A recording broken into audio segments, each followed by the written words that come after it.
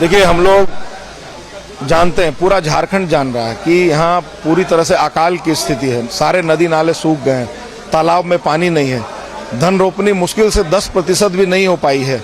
जो धान के बिचड़े हैं वो सड़ गए हैं। ऐसे में हम लोगों का डिमांड था कि मुख्यमंत्री जी सदन में एक लाइन की घोषणा करें कि झारखंड को अकाल क्षेत्र घोषित किया जाता है और अमुक अमुक जो क्षेत्र के किसान हैं, जो लघु किसान हैं, मध्यम किसान हैं, उनको ये लाभ दी जाती है। तो हम लोगों ने बार बार, ये अध्यक्ष जी चर्चा की बात कर रहे थे, पिछले 2.5 साल में हम लोगों ने देखा है कि जब भी चर्चा हम लोगों ने कराने का प्रयास किया, चर्चा में भाग लिया तो उलूल जुलूल बात करते हैं सीएम। हसुआ के ब्याह में खुरपी का गीत गाते हैं, तो उनके उलूल जुलूल बात सुनने को हम तैयार नहीं है। मेरा मानना है सिर्फ सत्ताधारी दल के विधायक नहीं, जो विपक्ष के विधायक हैं वो भी सत्ताधारी दल के विधायक भी, यहाँ तक कि सरकार के मंत्री, कृषि मंत्री ने भी इस पर बयान दिया है। तो जब सारे लोग, पूरा सदन एकमत है, तो चर्चा कराने का ड्रामा और नौटंकी आप क्यों कर रहे हैं? आप सीधा एक लाइन का घोषणा करिए ना कि झारखंड को अकाल क्षेत्र घोषित किया जाता है।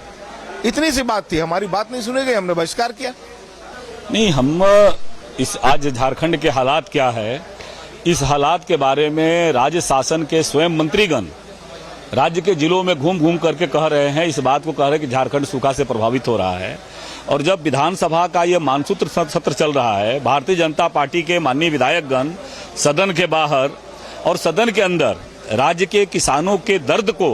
सदन के माध्यम से रखने का काम किया और कहा कि राज्य के हालात बिगड़े हुए हैं, किसान त्राहिमाम कर रहे हैं, इसलिए इसको अकाल क्षेत्र घोषित किया जाए और फिर सदन के अंदर चर्चा कराई जाए कि इस अकाल क्षेत्र में किसानों के हित में राज्य सरकार क्या क्या कर सकती है, इस पर माननीय सदस्यों के बीच में चर्चा कराई जाए। चूंकि वर्तमान यूपीए सरकार ने किसानों के हित में कोई भी काम नहीं किया है, इसीलिए ये घड़ियालू आंसू बहा करके और केवल राजनीतिक बयानबाजियों के माध्यम से किसानों के दर्द को बरगलाने का काम किया है। इनके दर्द का आलम यह है कि आज पूर्ववर्ती रघुवर दास सरकार में मुख्यमंत्री कृषि आशीर्वाद योजना, जिसके माध्यम से 5,000 से लेकर के 25,000 तक सभी हमारे छोटे किसानों के खाते में सीधे राशि जाती थी,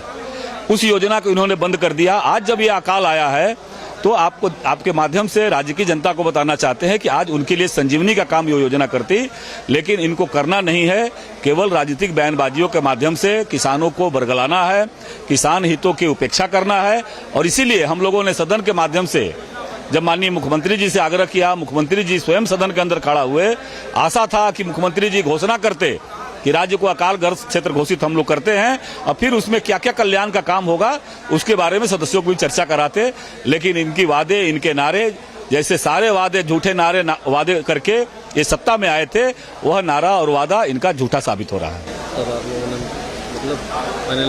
निश्चित रूप से सदन का बहिष्कार हम लोगों ने किया, क्योंकि ये सरकार जनता की अदालत, लोकतंत्र में सबसे बड़ी अदालत है और किसानों के मुद्दों को लेकर के हम निर्णायक लड़ाई सड़क से लेकर के सदन तक लड़ेंगे। यह भारतीय जनता पार्टी का स्पष्टता के साथ मत है। विधायकों के पास जो पैसा मिला है वो भी आज बहुत गलत नहीं, सच्चाई यह है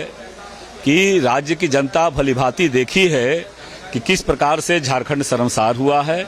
और कांग्रेस के काले कारनामों को छुपाने के लिए इस प्रकार के विधायकों के साथ हो या विधायकों के कृत्य हो, इसको छुपाने के लिए एक कुत्सित प्रयास कांग्रेस पार्टी के द्वारा किया गया है। और यह केवल और केवल आज राज्य की जनता ने देखा है कि झारखंड को किस प्रकार से लूटखंड बनाने का उनका जो पुराना इतिहास रहा है, वह लूटखंड बनाने की दिशा में राज्य को ये ले जा रहे हैं। जो आरोप लग रहा है कि आपकी पार्टी द्वारा यह तो केवल और केवल उनका एक तरह से विधवा प्रलाप है